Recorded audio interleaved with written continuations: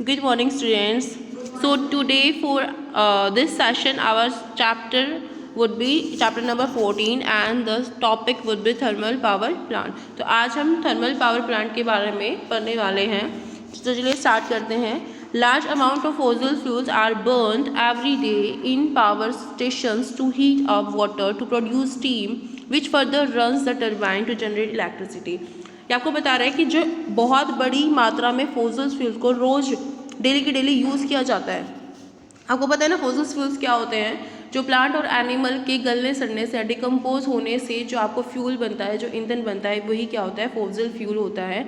और उसको क्या है, हम डेली जो है एक बार यूज़ कर रहे हैं पावर स्टेशंस में टू हीट अप वाटर को गर्म करने के लिए, ताकि हम उससे इलेक्ट्रिसिटी बना सके एक टरबाइन को डन करके. The transmission of electricity is more efficient than transporting coal और petroleum over the same distance. तो ये बता रहा है आपका ट्रांसमिशन जो है आपका इलेक्ट्रिसिटी का वो काफ़ी ज़्यादा एफिशिएंट है अगर आप कोल या पेट्रोलियम को ट्रांसफ़र कर रहे हो, ट्रांसमिशन कर रहे हो उसका, यानी कि कोल और पेट्रोलियम से अगर आप इलेक्ट्रिसिटी बना रहे हो ओवर द सेम डिस्टेंस, मतलब कि उतने ही डिस्टेंस पे अगर आप एक तरफ तो आप क्या यूज़ कर रहे हो इलेक्ट्रिसिटी को और दूसरी तरफ कोल या फिर पेट्रोलियम को यूज़ कर रहे हो, तो इलेक्ट्रिसिटी वाला जो है काफ़ी ज़्यादा एफिशिएंट रहेगा आपके लिए. ठीक है, इलेक्ट्रिसिटी को जल्दी आप कर सकते हो ना, कन्वर्ट या ट्रांसमिट कर सकते हो ना एक जगह से दूसरी जगह पर, है जी. Therefore many thermal power plants are set up near coal और ऑयल फील्ड्स. तो इसीलिए कोल और ऑयल फील्ड्स के आसपास काफ़ी ज़्यादा थर्मल पावर प्लांट्स लगाए जाते हैं. The term thermal power plant is use since fuel is burned to produce heat energy which is converted into electrical energy. ये कह रहा है द टर्म जो थर्मल पावर प्लांट है ये इसको यूज़ किया, इस टर्म को यूज़ किया जाता है क्योंकि सिंस फ्यूल इज़ बर्न्ड, जब से इस फ्यूल को जलाया जाने लगा है टू प्रोड्यूस हीट एनर्जी को बनाने के लिए, विच is converted into electrical energy, जिसको बाद में इलेक्ट्रिकल एनर्जी में चेंज कर देते हैं. ठीक है, तो थर्मल पावर प्लांट को कब से यूज़ किया जाता रहा है, जब से फ्यूल बनना स्टार्ट हुआ है, हीट एनर्जी से आप इलेक्ट्रिसिटी बनाने लगे हो, तब से आप इसको थर्मल पावर प्लांट को यूज़ करते आ रहे हो. ठीक है, the next topic is hydro power plant. What do you mean by hydro? Hydro means related to the water. यहाँ पर हम वाटर को यूज़ करके इलेक्ट्रिसिटी जनरेट कर रहे होंगे. तो देखिए क्या है इस पैराग्राफ में, another traditional source of energy was the kinetic energy of flowing water और the potential energy of water at a height. तो जो दूसरा आपका ट्रेडिशनल सोर्स रहा है, यानी कि जो ट्रेडिशनल मतलब पूरा पिछले टाइम से हम उसको यूज़ करते आ रहे हैं, एंशिएंट टाइम से हम उसको यूज़ करते आ रहे हैं, ऐसा जो सोर्स है एनर्जी का वो आपका काइनेटिक एनर्जी रहा है. जो बहते हुए पानी में जो काइनेटिक एनर्जी रहती है due to the flow of the water, उसको हम यूज़ करते हैं. एंड पोटेंशियल एनर्जी जो वाटर की है कि वो स्टैटिक फॉर्म में है एक हाइट पर, तो उसको हम यूज़ करते हैं क्या करने के लिए, इलेक्ट्रिसिटी को जनरेट करने के लिए.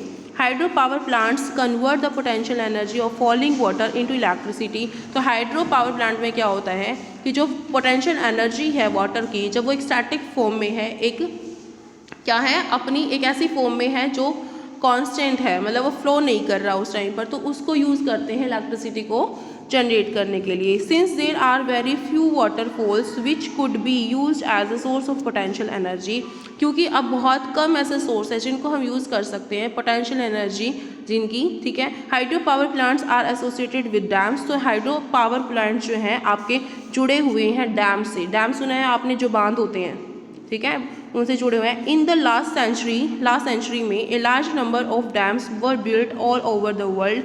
तो पूरे वर्ल्ड में, पूरे संसार में काफ़ी ज़्यादा बहुत बड़ी मात्रा में जो है डैम्स बनाए गए.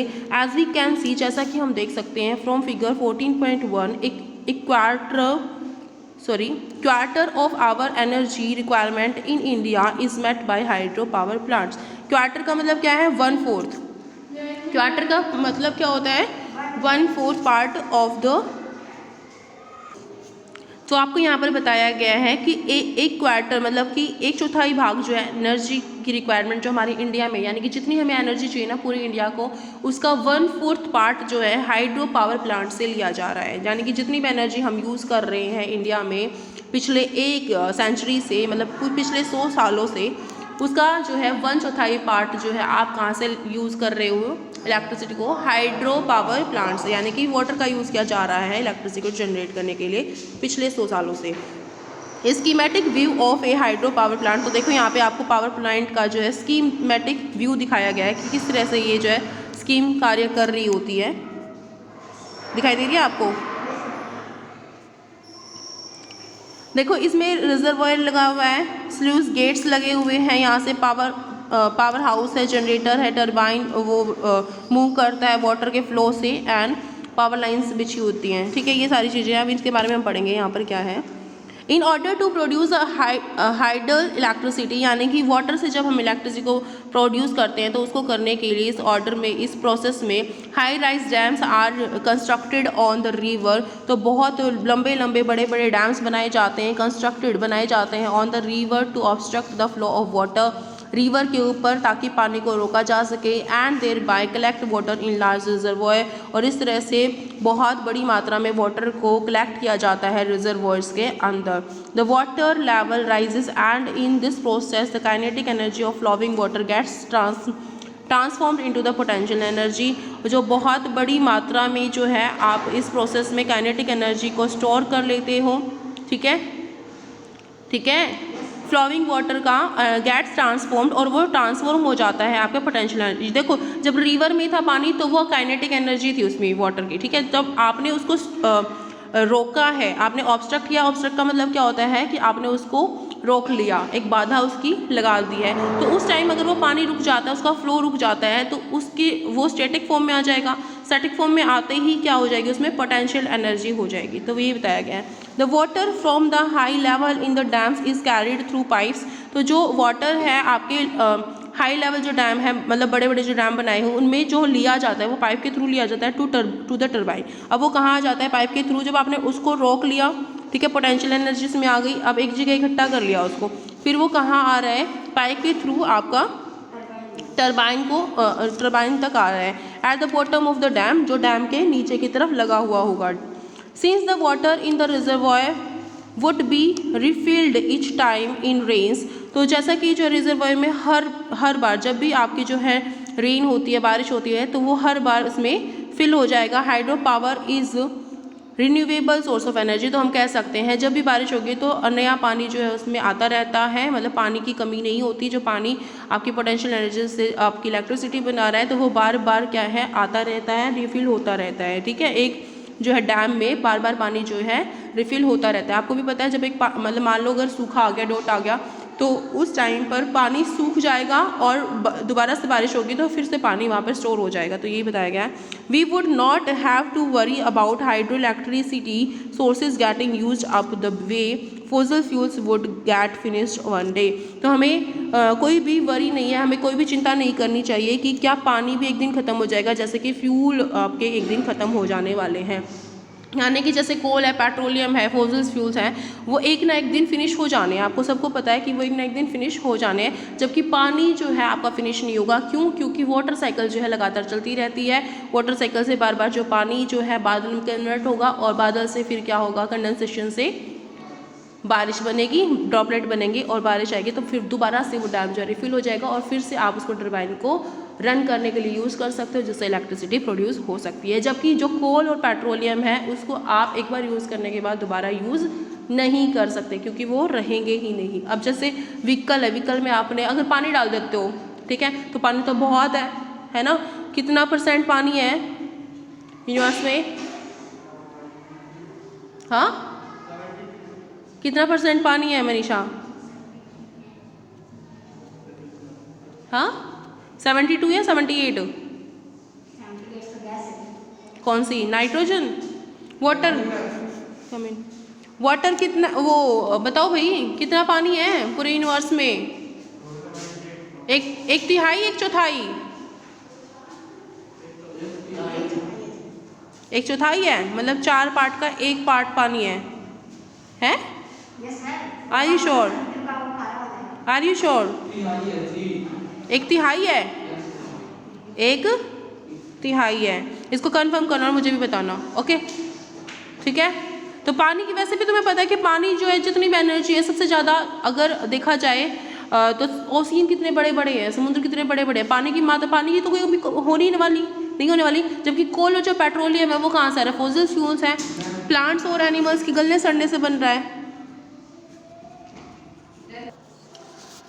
ठीक है भाई, तो कितना परसेंटेज जो है वाटर है, 72% ही रहेगा, 78% नाइट्रोजन गैस है बेटे हमारे एनवायरनमेंट में। तो कितना परसेंट है वाटर, 72%, 3/4 भाग हो गया ये, कितना हो गया, 3/4, ऑलमोस्ट 3/4 पार्ट हो गया ये। तो देखो since the water in the reservoir would be refilled each time, जैसा कि हर टाइम जो है आपका जो रिजर्वायर है, वाटर का रिजर्वायर हर बार आपका भरता रहेगा जब भी आपकी रेन होगी। Hydro power is renewable source of energy, तो इस तरह से हम कह सकते हैं जो हाइड्रो पावर है वो आपका रिन्यूएबल सोर्स है एनर्जी का। We would not have to worry, हमें चिंता करने की कोई ज़रूरत नहीं है अबाउट हाइड्रो इलेक्ट्रिसिटी के बारे में, यानी कि पानी से जनरेट होने वाली इलेक्ट्रिसिटी के बारे में हमें चिंता करने की जरूरत नहीं है। जबकि अगर हम फॉसिल फ्यूल से इलेक्ट्रिसिटी को जनरेट करेंगे तो हमें ये ख्याल रखना होगा कि जो फॉसिल फ्यूल्स है एक दिन ये ख़त्म हो जाने वाले हैं, फिर दोबारा से हम इनको यूज़ नहीं कर पाएंगे।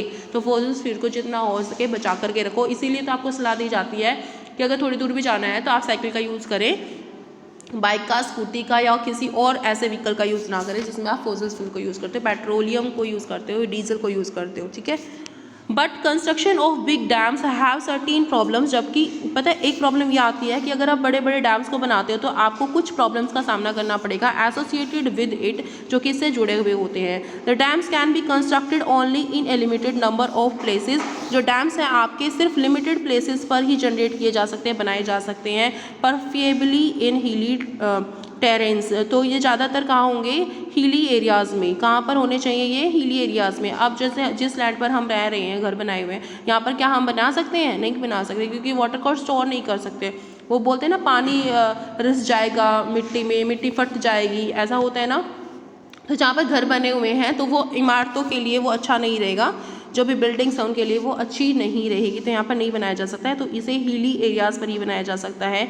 Large areas of agricultural land and human habitation are to be sacrificed as they get submerged. तो जो बड़े बड़े जो एरियाज़ है एग्रीकल्चर लैंड के, यानी कि जहाँ पर कृषि की जाती है, एंड ह्यूमन हैबिटेशन, और जहाँ पर ह्यूमन रहते हैं, टू बी सेक्रीफाइज्ड, उनका सेक्रीफिकेशन करना पड़ेगा, यानी उनको सेक्रीफाई करना पड़ेगा अपने। वहाँ पर आप खेती बाड़ी नहीं कर पाओगे, वहाँ पर आप घर बनाकर नहीं रह पाओगे, जहाँ पर भी आपको ये डैम यूज़ करने होंगे। Large ecosystem are destroyed when submerged under the water in dams. तो बड़े बड़े जो है इकोसिस्टम जो है आपके डिस्ट्रॉय हो जाएंगे। इकोसिस्टम आपको पता है जहाँ पर बहुत सारे जीव जो है एक ही हैबिटेट को शेयर करते हैं, वहाँ पर एक साथ रहते हैं। The vegetation which is submerged rots under an aerobic condition and gives rise to large amount of methane which is also a greenhouse gas।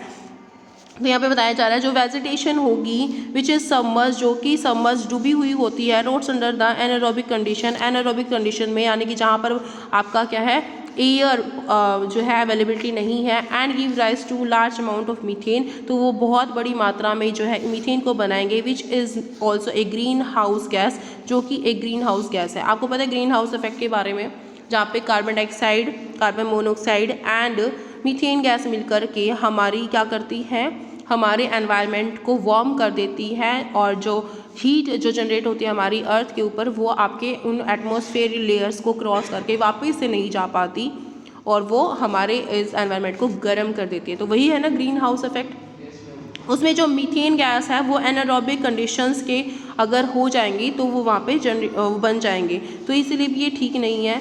आगे देखिए, it creates the problem of satisfactory rehabilitation of displaced people. Displaced people यानी कि जो एक जगह को छोड़ चुके हैं, तो वो दोबारा से रिहैबिलिटेशन कैसे कर पाएंगे, दोबारा से वो नहीं बस पाएंगे क्योंकि उनको जगह नहीं मिलेगी।